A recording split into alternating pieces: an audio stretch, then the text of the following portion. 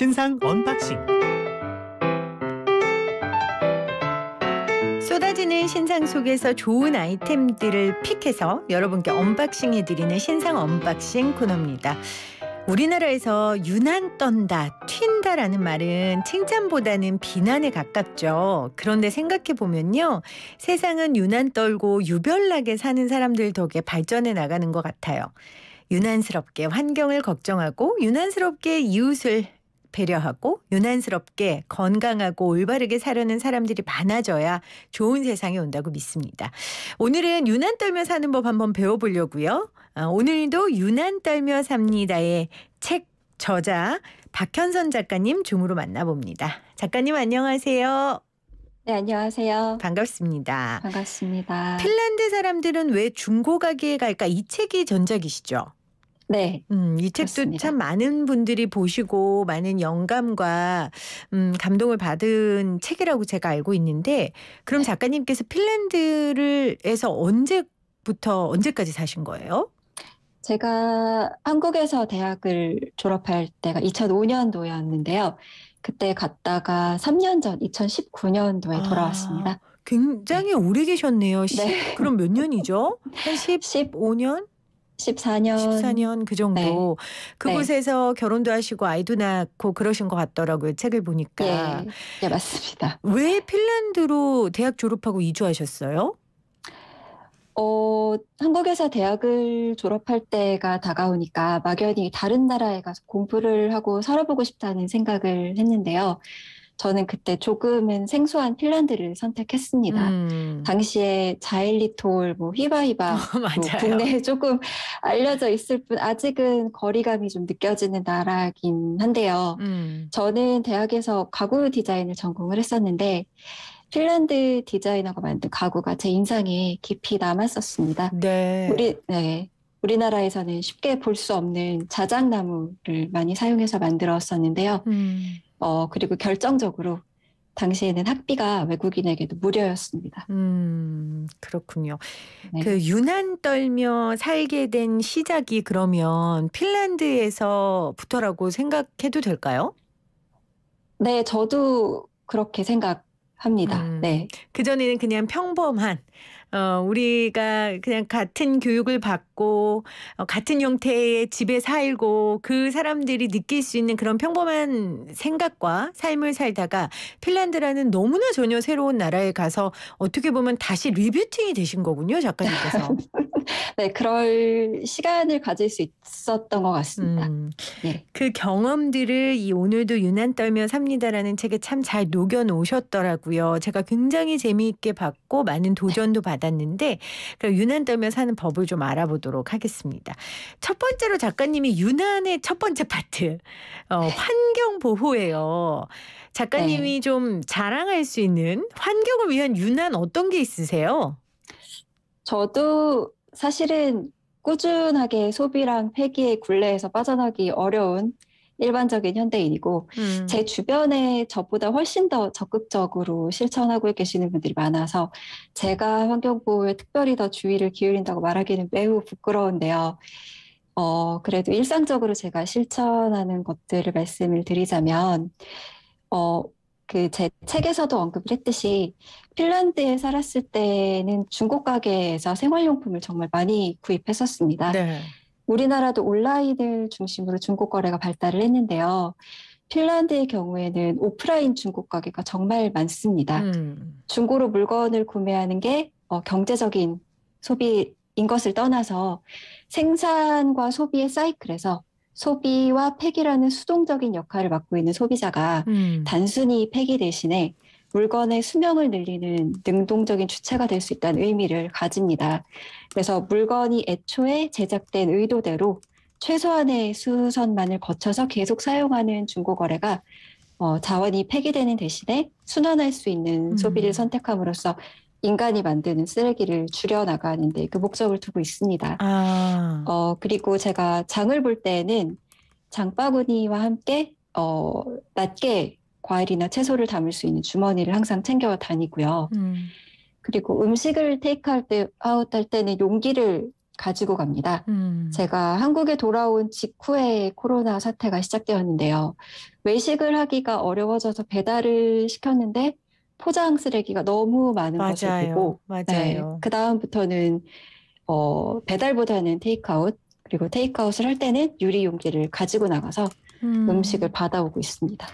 소비자가 할 수 있는 마지막이 폐기만이 아니라 재사용이라는 과정을 새롭게 만드는 작업이 아까 말씀하신 오프라인 중고 시장에 물건을 주기도 하고 사기도 하는 그 과정인 것 같아요. 네. 단순히 경제적으로 내가 싼 물건을 사고 물건이 내가 팔던 거 물건을 내놓는 이런 경제적인 관점이 아니라 자원순환의 관점에서 이걸 바라보는 게 굉장히 중요하다는 생각이 드네요. 우리 작가님 네. 얘기를 듣다 보니까요. 예, 맞습니다. 책에 이렇게 쓰셨어요. 이제 마트에서 이런 고민을 하셨나 봐요. 둘 중 뭘 써야 환경에 덜 해로울까?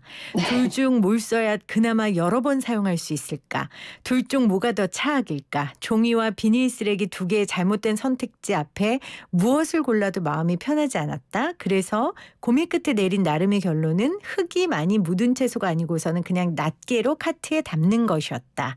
이제 그 고민 끝에 이런 행동을 하셨고 지금은 이제 채소도 담을 수 있는 그 용기를 가져가신다는 거죠? 네, 주머니를 구입을 했습니다. 네. 저도 이 책 읽고 장 보러 가서 저도 한번 해봐야겠다 그런 생각이 들었거든요. 그래서 네. 저는 준비를 안 해가서 그 당근하고 감자를 비닐봉지 하나에 담으려고 했는데 이게 무게를 재야 되잖아요. 네, 맞아요. 네. 그러니까 그게 또 안 되더라고요. 마음만 먹고 이게 그래서 미리미리 준비해 가는 정성이 있어야 이걸 할 수 있겠다는 걸 저도 깨달았어요. 네, 그게 버릇으로 자리 잡기까지 시간이 오래 걸리더라고요. 네. 여러 가지 어떤 행동을 하시는지 알려주셨는데 핀란드만큼은 아니겠지만 그래도 우리 사회에서도 환경보호를 위해 좀 진일보한 부분들이 있지 않나요? 어떻게 평가하시는지 궁금해요. 네, 물론 있습니다. 그리고 이야기를 하기 앞서서 제가 핀란드 얘기를 할 때 한국이랑 핀란드 두 나라를 직접적으로 비교하지 않으려고 의식을 하는 편인데요. 이게 역사적, 지리적 배경이 다르기 때문에 그렇죠. 어느 나라든 단순 비교 자체가 불가능하다는 생각이 있습니다. 핀란드 배경을 잠시 설명드리면 인구가 약 550만으로 적은 반면에 땅덩이는 굉장히 넓습니다. 그래서 도시와 자연이 가깝기 때문에 일상 속에서 자연에 관심을 가질 기회가 더욱 많다는 장점이 있고요. 이런 것이 환경 문제에 대한 관심으로 이어질 확률도 높습니다.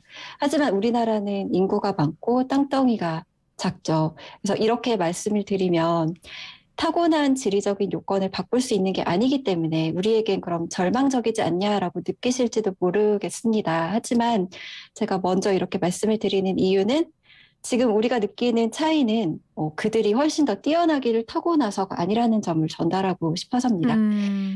저는 개인적으로 요즘 한국의 젊은 세대로부터 긍정적인 변화의 움직임을 느끼고 있습니다. 자신이 옳다고 또 가치 있다고 생각하는 것에 기꺼이 돈을 지불하는 가치 소비를 지향하는 젊은 세대의 소비 성향이 서비스를 받는 데 익숙하고 물건의 가격으로 가치를 매기는 성향이 강했던 기존 세대와는 큰 차이를 보입니다. 지금 전국에 제로웨이스트 가게들이 생기고 있는데요. 한 가게를 운영하시는 사장님께서 현재 가게를 찾는 손님 중 20, 30대 여성이 가장 많고 이들이 변화에 가장 열려있음을 느낀다고 하셨습니다. 제로웨이스트 가게들은 당연하게 일회용으로 생각했던 제품들을 다회용으로 바꾸고 썩지 않는 플라스틱 대신에 다른 재료를 대체해서 만든 제품을 소개하는 다른 선택지가 있음을 알려주고 있습니다. 그리고 2018년도부터 서울 연희동을 시작으로 매해 열리고 있는 유어 보틀위크라는 행사가 있더라고요. 네. 이 행사는 식당이나 카페, 가게에서 이용되는 일회용품 양을 줄이고자 만들어진 행사라고 합니다. 이 행사에 참여한 가게들은 며칠 동안 일회용품을 쓰지 않고 손님을 상대하기 때문에 손님들이 직접 적당한 용기나 주머니 등을 지참해서 가게를 방문할 수 있다고 합니다. 그래서 아직 그 속도가 좀 더디기는 하지만 이런 소식을 듣다 보면 이미 변화를 시도하고 있는 사람들이 적지 않다는 것을 알 수 있습니다. 맞아요.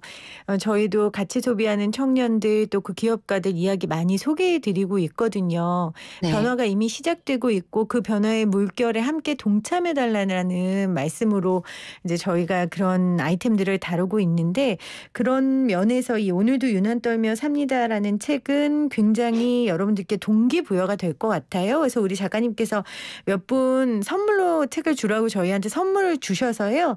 여러분들 이 방송 들으시면서 나도 좀 유난 떨면서 살아보고 싶다. 이런 분들 샵 0945 우무정 0945로 책 신청해 주시면 저희가 몇 분 선정해서 책 선물을 해드리도록 하겠습니다. 근데 저는 이런 생각을 해요. 사명감도 중요하고 지구를 위해 우리 미래 세대를 위해 우리가 해야 된다 의무감으로 이런 환경운동을 실천하는 거 너무 중요한데 이러면 꾸준히 하기가 쉽지 않을 것 같아요. 그래서 즐거움이 있어야 될 것 같은데 환경을 위한 이 유난함이 즐거우려면 좀 비법이 있을까요, 작가님? 환경 문제 기사를 접하다 보면 네. 비관적인 결론에 다다르기가 매우 쉽잖아요. 솔직하게 말하면 현재 인간의 생산 소비 활동 중 그 어떤 것도 자연에 도움이 되는 것은 없습니다. 여전히 사람이 자연의 일부고 자연의 도움 없이는 스스로 양분을 생산할 수 없는 동물이지만 인간은 인간만을 위해서 생산하고 인간만을 위해서 소비하는 이기적인 존재죠. 그렇기 네. 때문에 결국 인간이 없어지면 환경에 도움이 될 거라는 결론에 다 도달을 하게 되는데 너무 극단적인데요. 네, 이는 매우 극단적이고 네. 현실적이지 않은 결론이죠. 그래서 사실 환경 문제는 매우 심각하기 때문에 즐겁게 다가가기가 쉽지 않습니다. 다만 지속을 위해서 이 유난히 즐거우려면 우선은 소소한 뿌듯함에 만족하는 법을 배워야 하지 않을까 싶습니다. 소소한 뿌듯함. 네. 예를 들면요. 본인이 목표를 정해놓고 네. 제가 아까 드린 예시처럼 용기를 가지고 다닌다던가 아니면 분리수거를 철저하게 맞아요. 하신다던가 하는 본인만 알 수 있는 그 뿌듯함, 그거에 만족을 하는 게 일단은 먼저이지 않을까 이런 생각이. 저 있어요. 주말에 아이들하고 아이스크림 먹으러 갔는데 이제 테이크아웃 하려고 했거든요. 네. 그러면 플라스틱 수저 스푼 몇 개 드릴까요 하잖아요. 그래서 네. 제가 괜찮습니다. 네. 되게 뿌듯하더라고요. 네, 제가 그죠? 그게 이 책 읽고 처음으로 실천한 제 행동이었어요. 네. 벌써 이미 작가님을 비롯한 다른 분들은 실천하셨을지 모르겠지만 저는 맨날 생각만 했다가 행동으로 못했거든요. 근데 이번에 아주 네. 용기 있게 괜찮습니다. 숟가락은 안 주셔도 됩니다. 이렇게 얘기하고 나왔거든요. 이런 소소한 뿌듯함 말씀하시는 거죠? 예, 그렇죠. 알겠습니다. 여러분들도 이 환경을 지키는 소소한 뿌듯함으로 유난 떠는 삶을 좀 즐겨보셨으면 좋겠고 또 이 책의 또 하나가 이제 미니멀리즘에 대한 이야기를 해주셨어요. 근데 네. 사실 미니멀리즘이 약간 좀 유행처럼 저는 느껴지거든요. 뭐 패션에도 미니멀리즘, 인테리어에도 미니멀리즘 이런 얘기가 나오니까요. 근데 네. 이 책을 보면서 미니멀리즘이 유행이 아닌 철학으로 삼는 게 중요하겠다 이런 생각이 들었거든요. 작가님은 이 부분에 대해 어떻게 정리하셨어요? 네, 미니멀리즘을 표방한 제품들은 이미 주위에 가득한데요. 정작 우리 생활은 미니멀리즘을 흉내내는 맥시멀리즘을 지향한다고 해도 과언이 아닐 정도로 개개인이 소유한 물건들이 정말 많습니다. 비워내면서 미니멀리즘을 지향하는 것이 아니라 단순하고 세련된 외형의 물건을 구입하면서 또 다른 스타일을 소비한다는 느낌을 받습니다. 하지만 이런 소비 행태를 소비자의 탓으로만 돌리기는 어렵습니다. 생각해보면 우리는 우리에게 제품과 서비스를 구매할 것을 부추기는 광고는 24시간 나오고 있습니다.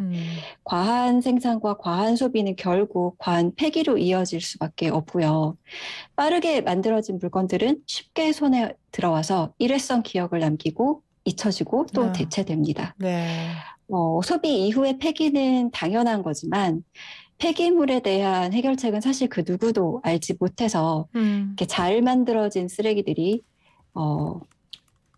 여전히 땅과 바다와 공기 속을 부유하고 있습니다. 그렇다고 소비 자체가 나쁜 것은 결코 아닙니다. 인류의 생산의 역사는 오래되었고요. 사람은 누구나 소비를 하면서 삽니다. 하지만 현명한 생산과 소비와 폐기가 현재 우리의 과제임은 분명한 것 같습니다. 그래서 저는 뭐 미니멀리즘, 비움을 이야기하기에 앞서서 일단은 갖고 있는 물건을 오래 잘 쓰는 것이 무엇보다도 중요하다는 이야기를 하고 싶습니다. 소비의 기억만 있을 뿐 폐기의 기억은 없다. 맞는 말씀이네요. 이 폐기의 기억을 소비자들이 좀 가져야 소비도 좀 줄일 수 있고 진정한 미니멀리즘을 삶에서 실천할 수 있지 않을까라는 생각이 듭니다. 굉장히 반성하게 되는. 그러니까 이런 거 있잖아요. 에코백 유행이면 에코백을 막 색깔별로 네. 모양별로 막 사요. 왜냐면 유행이니까. 네. 에코백의 본질은 생각하지 않고 좀 이런 점을 지적하고 싶으셨던 거죠? 네, 그쵸. 네, 맞습니다. 알겠습니다. 지금 문자로 책도 신청해 주고 계시는데요. 우리 2929님은 유난스러움에 만족이 주는 기쁨에 조금 더 소확행을 느끼고 싶어 관심 갖던 책인데 너무 반가운 마음에 냉큼 손들어 봅니다 하셨고 9352님은 이 길거리 청소를 직접 환경미화원이신가 봐요. 환경하면 저희죠. 일상의 환경을 지키며 돈도 벌고 이런 게 일석이조 아닌가요? 더더욱 제 일에 책임감 갖고 자부심 갖고 일하겠습니다. 와, 그렇게 보내주셨어요. 정말 감사하네요. 자, 오늘 신상 언박싱 오늘도 유난 떨며 삽니다. 박현선 작가와 함께하고 있는데 제가 이제 이 책의 여러 가지 유난 떨는 삶 중에 한번 따라해볼까라는 생각이 들었는데 이제 딱 하나. 채식은 용기가 안 나더라고요. 네. 핀란드에서는 채식이 유난 떠는 게 전혀 아니라면서요. 네. 핀란드 채식 인구가 많은 편입니다. 물론 세대차도 있고 개개인마다 의견 차이가 있긴 하지만 채식을 하는 사람이 주변을 의식하는 경우는 매우 드뭅니다. 제 주변에도 채식을 하는 친구들이 정말 많았습니다. 근데 처음에 저도 채식에 관한 정보가 없었고 오히려 색안경을 끼고 봤습니다. 핀란드인 친구가 채식을 한다면서 생선은 먹는다고 하길래 속으로 비웃기도 했습니다. 하지만 당시에 저는 채식에도 종류가 많다는 사실을 전혀 인지하지 못하고 있었고요. 배경 지식 없이 이분법적인 사고방식으로 상대가 고민 끝에 내렸을 결정을 깎아내리는 실수를 하기도 했습니다. 그랬군요. 작가님도 그런 실수를 하셨군요. 그럼요. 그런 후에 이제 채식을 직접 하게 되신 거죠? 네, 그렇죠. 그럼 지금은 이제 채식을 중단하셨다는 얘기를 여기에 쓰시면서 그래도 괜찮다. 전 이 말이 되게 용기가 났어요. 네. 그럼요. 이게 저도 채식을 시작했던 게 단순히 호기심이었거든요. 주변에 채식을 하는 친구들도 많았고 학교에 채식 식당이 있었습니다. 그래서 시간이 지나면서 자연스럽게 고려를 하게 됐던 것 같은데 채식을 어렵게 접하는 것이 문제인 것 같아요. 우리가 채식이라는 이름을 사실 사람이 만들어서 붙인 것뿐이지 가만히 생각해보면 채식은 누구나 평소에 간헐적으로 하고 있다는 걸 어느 순간 제가 깨달으면서 할 수 있겠다는 생각이 들었습니다. 이렇게 된장찌개나 김치찌개나 뭐 비빔밥 같은 음식들은 고기를 빼고 만드는 것도 얼마든지 가능한 메뉴들이잖아요. 그리고 해산물을 먹는 채식도 있고 달걀이랑 유제품은 먹는 채식도 있는 것처럼 채식에도 종류가 많기 때문에 생각보다 어렵지 않게 접근을 할 수 있습니다. 네. 그리고 그렇게 하다가 또 상황과 마음이 바뀌어서 안 하게 되면 그거 가지고 죄책감 느끼지 말고 그땐 또 그대로 살아나가는 것도 방법이다. 저는 그걸 느꼈어요. 책을 보면서. 네. 저도 채식을 지금 중단을 한 지가 좀 됐는데요. 그러고 나서 바뀐 점 하나는 전과는 다르게 제가 먹는 육류의 양을 의식을 하게 되었던 점입니다. 그래서 불편하지 않을 정도만 소비를 하고 있는 중입니다. 그렇군요. 결국 뭐 채식, 미니멀리즘, 환경보호 이런 유난 떠는 삶을 말씀해 주셨지만 그 삶의 의미는 이건 것 같아요. 책에 이렇게 쓰셨어요. 나는 할 수 있을까? 남들이 가는 길을 가지 않고 내가 정말로 원하는 것이 무엇인지 들여다보고 주위 사람들의 온갖 걱정과 우려 속에서 내 결정에 대해 초조해하지 않을 수 있을까? 이 질문에 대한 답이 바로 유난 떠는 삶이 아닐까라는 그런 결론을 제가 내렸습니다. 네. 맞습니다. 알겠습니다. 자, 오늘도 유난 떨며 삽니다. 박현선 작가 인터뷰 나눠봤는데요. 여러분 삶 가운데 꼭 한번 해보고 싶은 거, 그런데 사람들의 시선 때문에 혹은 사회적 통념 때문에 못하는 게 있다면 조금 용기를 내시면 좋을 것 같아요. 그 유난 떠는 것이 삶과 세상과 공동체를 더 유익하게 하는 거라면 더더욱 용기를 내시기를 바랍니다. 작가님 오늘 인터뷰 함께 해주셔서 고맙습니다. 네, 감사합니다.